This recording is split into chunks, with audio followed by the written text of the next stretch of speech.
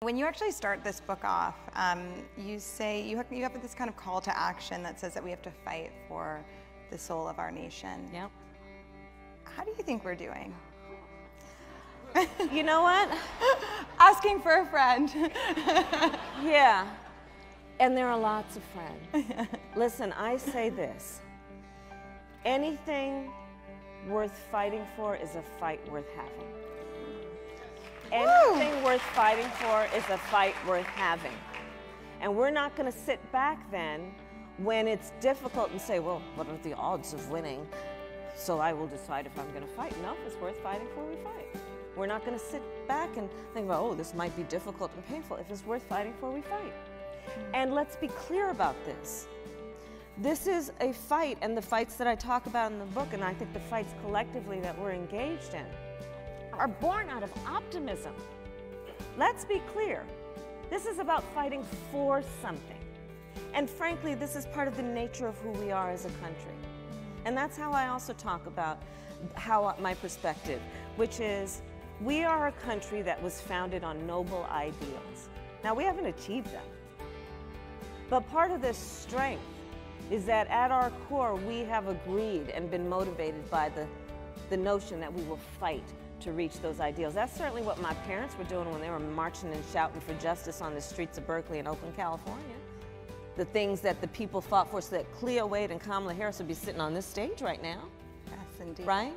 And so it's born out of optimism, and there is so much to be optimistic about. And so to your point, find a friend, let me tell you. I've been in the United States Senate now for 2 very long years.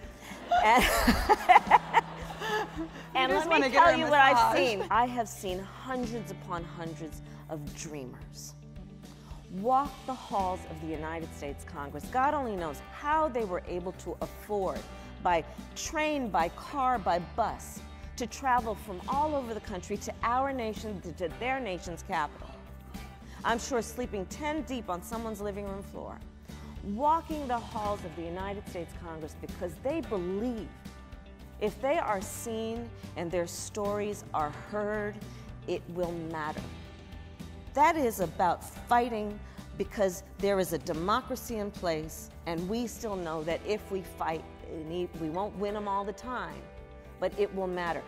Same thing with parents who brought from all over the country their children with wide range of disability when we were fighting to keep the Affordable Care Act. From all over the country, parents who, the difficulty and the work that has to happen to move that child from one room to another, much less bring them across country to walk the halls of the United States Congress because they believed if they were seen and their stories were heard, it would matter, and it did, and it made a difference.